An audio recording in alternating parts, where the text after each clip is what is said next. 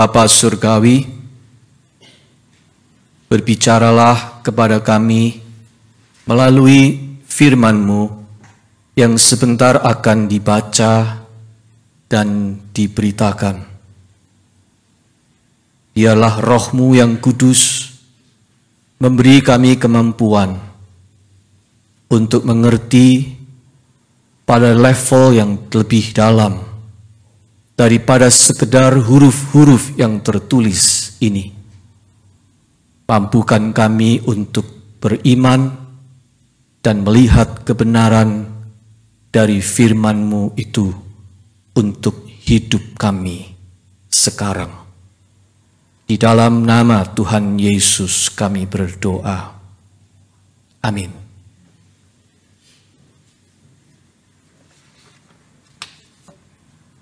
Jemaat sekalian, bacaan Injil yang akan dibaca dalam liturgi Minggu Prapaskah kelima ini sekaligus menutup tema kita di bulan Maret adalah dari Injil Yohanes pasal 11 ayat 25 sampai dengan 45.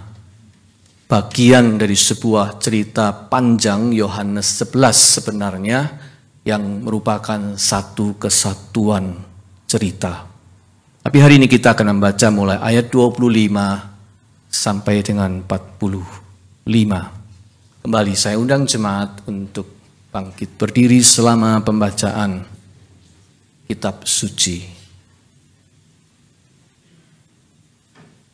Jawab Yesus, "Akulah kebangkitan dan hidup.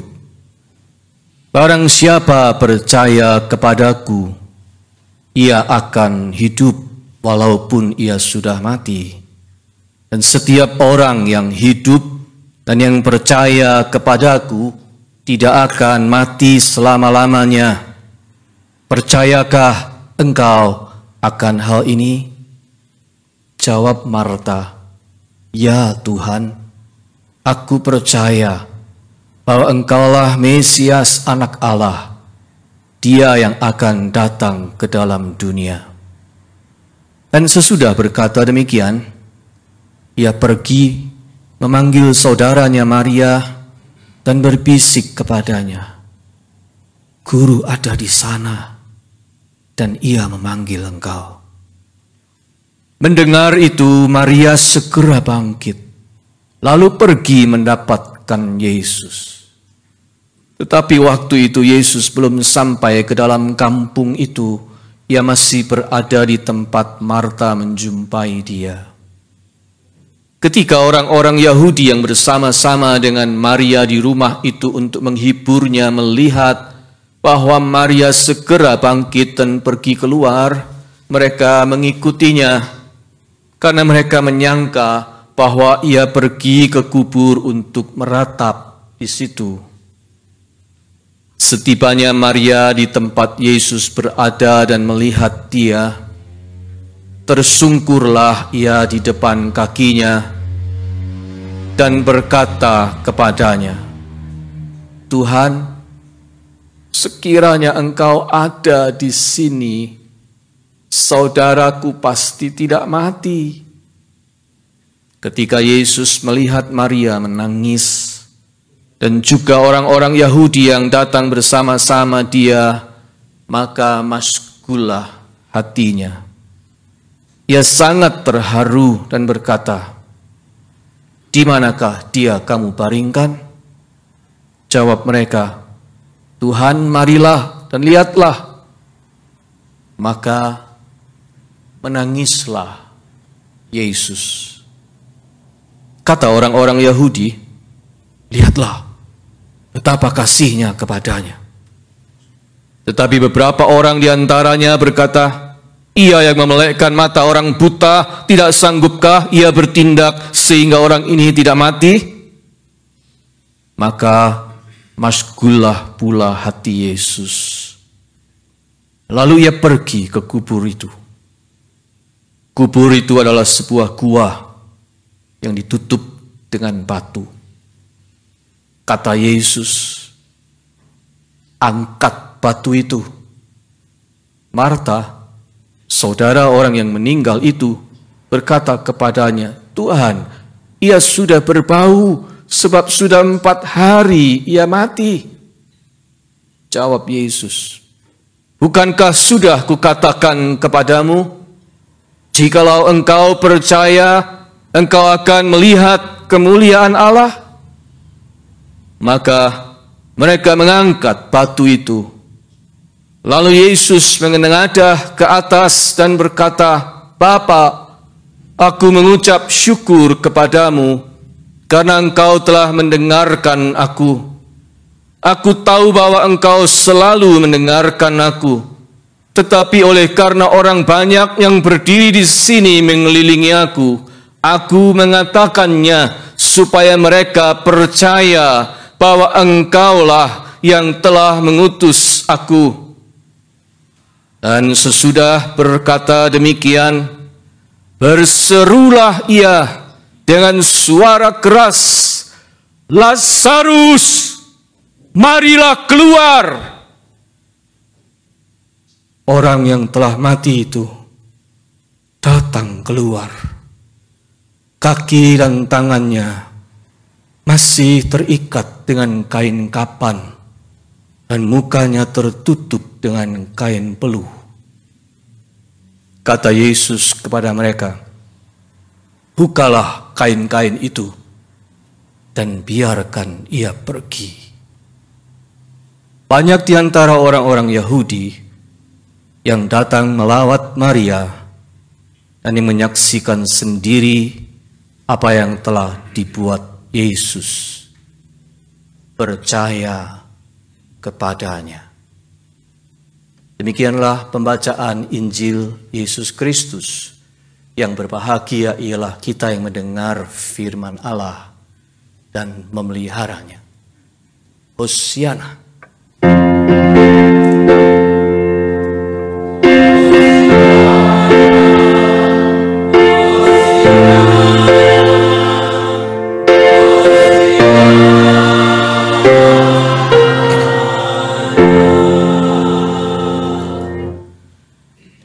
Jemaat dipersilahkan duduk kembali.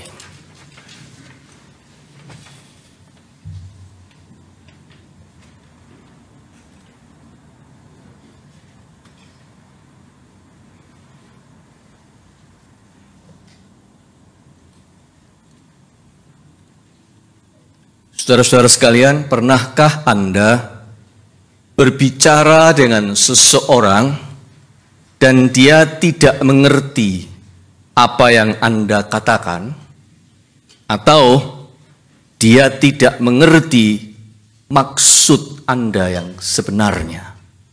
Pernahkah Anda terlibat dalam pembicaraan yang seperti itu?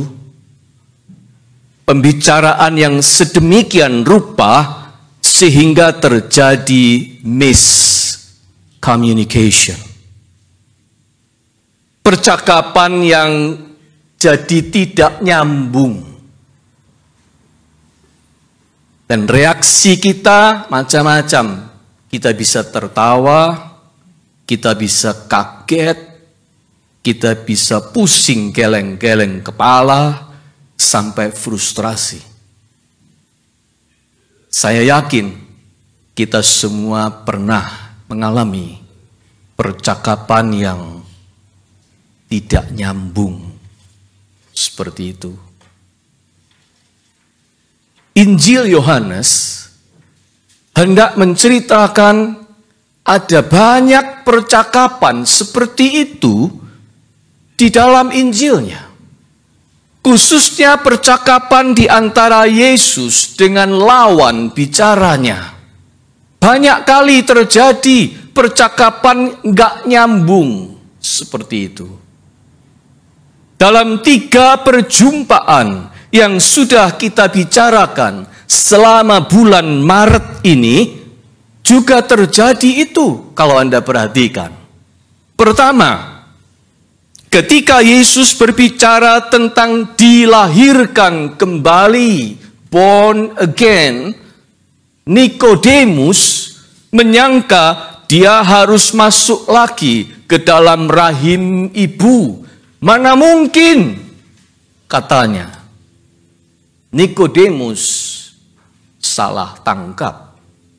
Yohanes 3. Yang kedua, ketika Yesus berbicara tentang kehausan jiwa dan menawarkan air hidup kepada perempuan Samaria di Perigi Yakub, perempuan itu mengira air itu seperti air sumur yang selama ini ditimbanya di Perigi Yakub. Salah kira. Yohanes 4. Yang ketiga, ketika Yesus menyatakan kebenaran tentang orang yang punya mata yang sehat tetapi tidak sanggup melihat, buta, kaum Farisi marah karena merasa dituduh buta padahal mereka merasa mereka bisa melihat. Salah paham. Yohanes 9. Salah melulu. Mengapa? Nggak nyambung terus. Mengapa? Karena Yesus berbicara pada level yang mendalam. Deeper level. Tetapi lawan-lawan bicaranya itu hanya memahami yang di level permukaan, surface saja. Mereka cuma menangkap arti harafiahnya, literal meaning. Sedangkan Yesus memaksudkannya sebagai figurative or symbolic meaning. Jadi nggak ketemu, istilahnya tidak pada gelombang yang sama.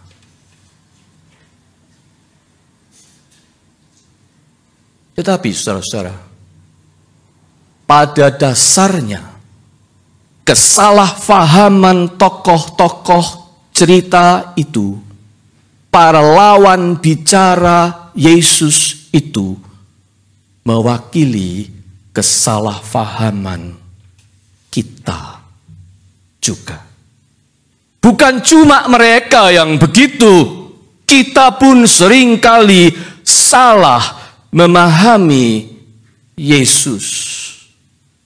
Kita terperangkap oleh kulit permukaannya, surface-nya. Kita luput, miss untuk menangkap isinya. Sekarang, pada hari ini, pada bacaan hari ini, ketidakmengertian itu disingkapkan lagi secara menarik dalam cerita tentang kebangkitan Lazarus. Ada setidaknya 2 ketidakmengertian kita terhadap Yesus. Ketidakmengertian yang pertama. Ketidakmengertian pertama adalah tentang kehadiran Yesus. Cerita ini, saudara-saudara, berkembang, plotnya itu berkembang di seputar tema ini, kehadiran Yesus. Yang difahami semua orang adalah ketika Lazarus itu sakit dan kemudian Lazarus mati, Yesus tidak hadir di situ. He was 20 miles away from Bethany. Dia nggak ada di situ. Bahkan setelah diberi kabar, Yesus sengaja menunda keberangkatannya ke Bethany. Dan karena itulah, karena Yesus absen bencana itu datang. Lazarus yang sakit keras itu mati. Isu ketidakhadiran Yesus inilah yang paling mengganggu Marta dan Maria, saudara dari Lazarus yang mati itu. Mereka yang sedang dirundung duka cita itu. Walau dengan ekspresi yang berbeda, pada timing yang berbeda, masing-masing Maria maupun Marta mengutarakan kesedihan dan kekecewaan sebetulnya yang sama. Mereka sama-sama berkata begini, Tuhan, sekiranya Engkau ada di sini, saudaraku pasti tidak mati. Ayat 21, Marta berkata begitu. Ayat 32, Maria berkata yang sama. Lord, if you had been here, my brother would not have died. Tuhan, seandainya Engkau hadir, tapi nyatanya tidak. Saudara, keluhan Marta dan keluhan Maria adalah keluhan banyak orang, termasuk orang-orang beriman. Tuhan, mengapa Engkau tidak hadir? Aku sedang kebingungan. Aku sedang ketakutan. Aku sedang merintih kesakitan. Engkau tidak ada. Aku sedang dicampakkan, dihina, ditipu, dirugikan. Di mana Engkau? Aku sedang lemah, aku letih, tersesat, dan kehilangan. Where are you, Lord? Aku sedang dalam kesulitan dan kesesakan. Di mana Engkau? Mengapa Engkau tidak hadir?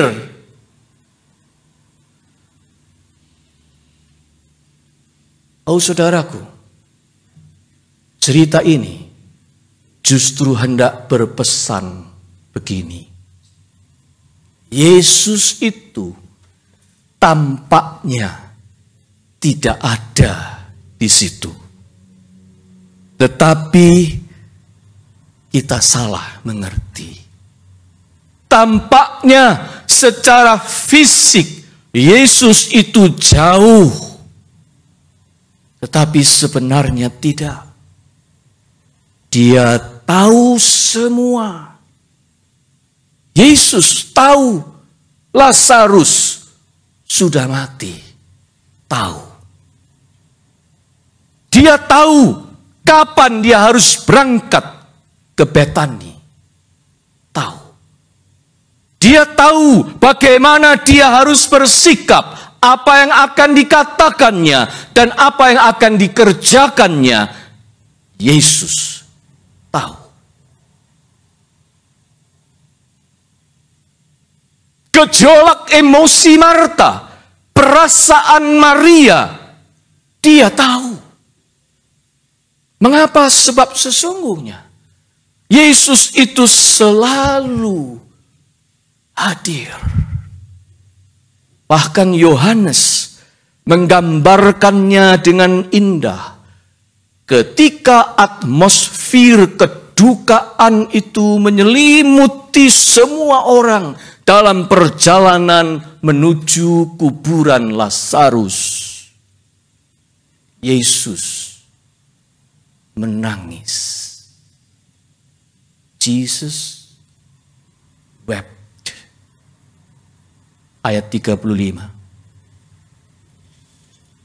Ayat yang paling pendek di Alkitab. Yohanes 11:35. Yesus menangis.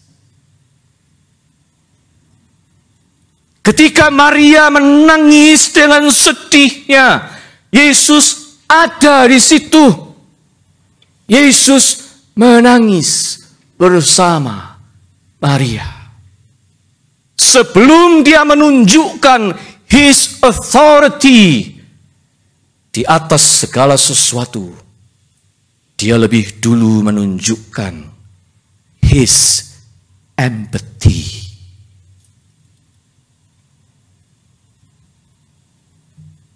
Yesus itu berempati. Itu sebabnya Yohanes tidak ragu menuliskan Yesus menangis. Apakah esensi dari empati itu, saudara-saudara? Sederhana, kehadiran. Kalau Anda bertemu dengan atau bercakap dengan seseorang yang tidak menunjukkan empati sama sekali, misalnya Anda bicara dengan sungguh-sungguh, tetapi matanya lihat ke tempat lain, Anda segera tahu orang ini tidak punya empati. Kalau Anda berjumpa dengan orang seperti itu, Anda merasa orang itu tidak punya empati pada kondisi dan perasaan Anda, itu artinya apa? Artinya dia tidak hadir. He or she is not there. Sebaliknya, jika ada seseorang yang sungguh-sungguh menunjukkan empatinya kepadamu, Anda pasti merasa tidak sendirian. You know that someone is there for you. Itulah empati. Dari empatinya, Anda tahu orang itu sedang hadir bersamamu. Itu yang ingin dikatakan oleh Injil Yohanes. Jangan pernah mengira Yesus tidak hadir dalam hidupmu. Yesus itu selalu berempati pada kondisimu. Kalau engkau menangis, dia menangis bersamamu.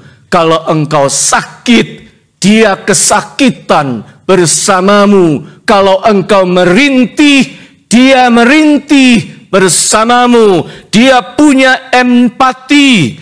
Yesus berempati karena dia selalu hadir bersama kita dimanapun itu. Dalam situasi apapun itu, Yesus itu hadir di situ bersamamu. He never leave you nor forsake you. He is only a prayer away.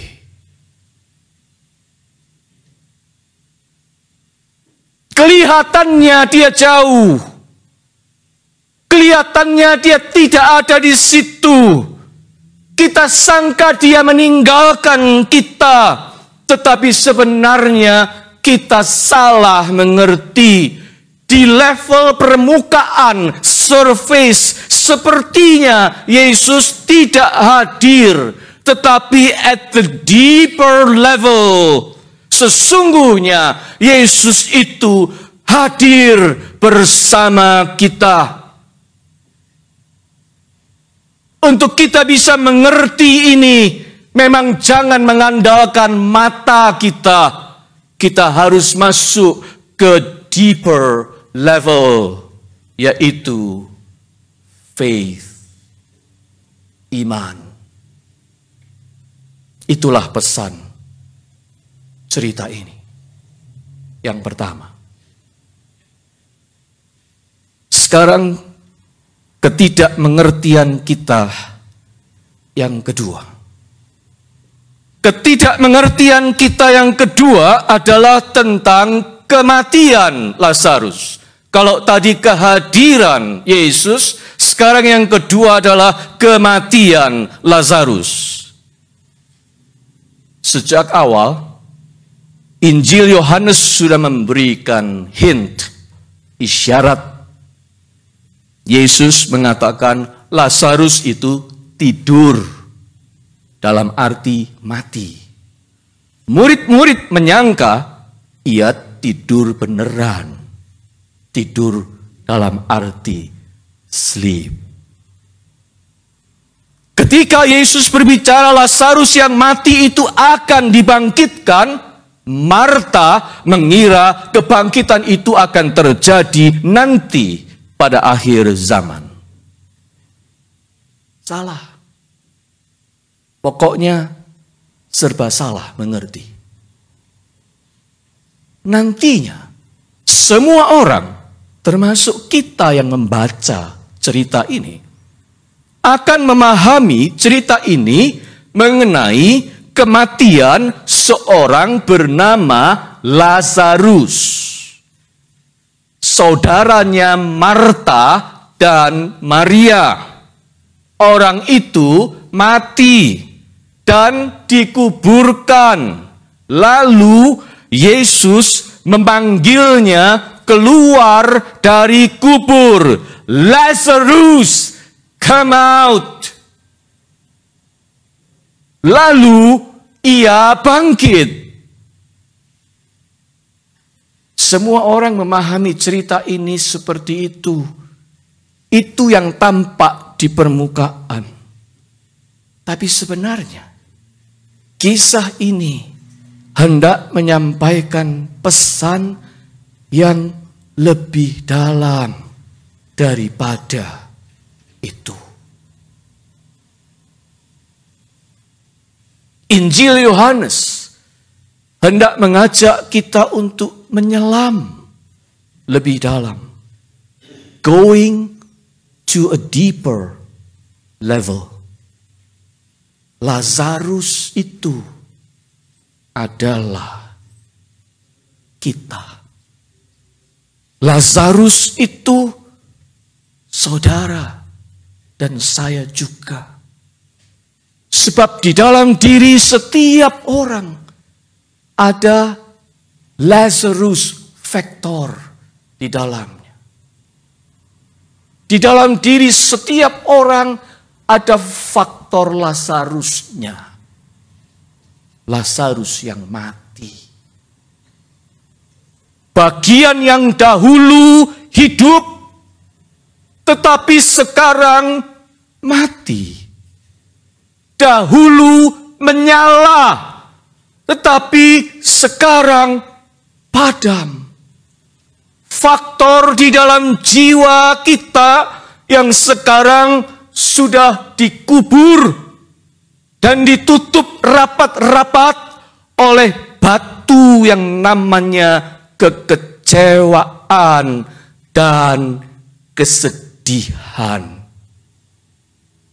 Sekarang Lazarus faktor itu sudah mati. Oh, itu bisa berupa sebuah semangat hidup. Dulunya menyala, sekarang tidak lagi, redup. Bisa berupa sebuah kebaikan hati. Bisa berupa sebuah bakat talenta pemberian Tuhan. Tapi sudah lama terkubur. Ada orang yang karena guncangan badai kehidupan dan kesedihan yang berlarut-larut, semangat hidupnya lenyap. Seperti mati terkubur. Seperti Lazarus mati. Ia kehilangan semua gairah dan keceriaannya. Ada orang yang dahulunya orang yang baik, ramah, dan hangat. Dan banyak melakukan kebaikan. Tetapi karena dia kecewa berat dan karena kepahitan, sekarang dia menjadi dingin, menjadi apatis, menjadi asosial, mengurung diri dalam amarah dan kegetiran hidup. Semua kebaikan yang ada di dalam hatinya terkubur seperti Lazarus dikuburkan.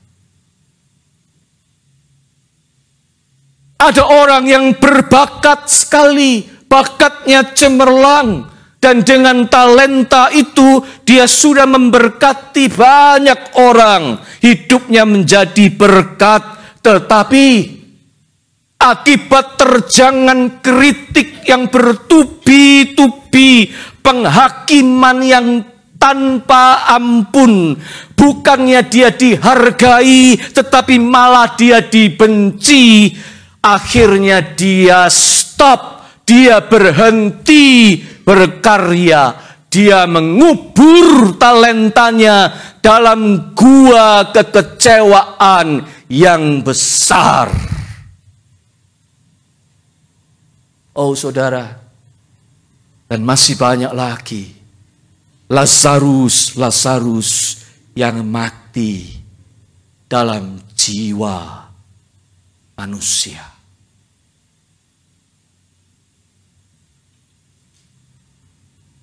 Kalau untuk Lazarus yang mati seperti itu, Yesus tidak menunggu sampai kelak di akhir zaman baru membangkitkannya. No. Yesus mau kebangkitan itu terjadi sekarang. Selagi hidup di dunia ini masih berlangsung, selagi Anda dan saya masih punya waktu di bumi ini, sebab kehidupan sekarang ini sangat membutuhkan orang-orang dengan kebaikan hati yang menyala. Hidup ini membutuhkan orang-orang dengan talenta yang dikembangkan dan dipakai luar biasa. Hidup ini membutuhkan orang-orang dengan semangat hidup yang tinggi dan pengharapan yang menyala-nyala dan bisa memberi inspirasi kepada orang yang putus asa. Oleh karena itu, Yesus mau semua Lazarus yang sudah mati itu hidup lagi sekarang.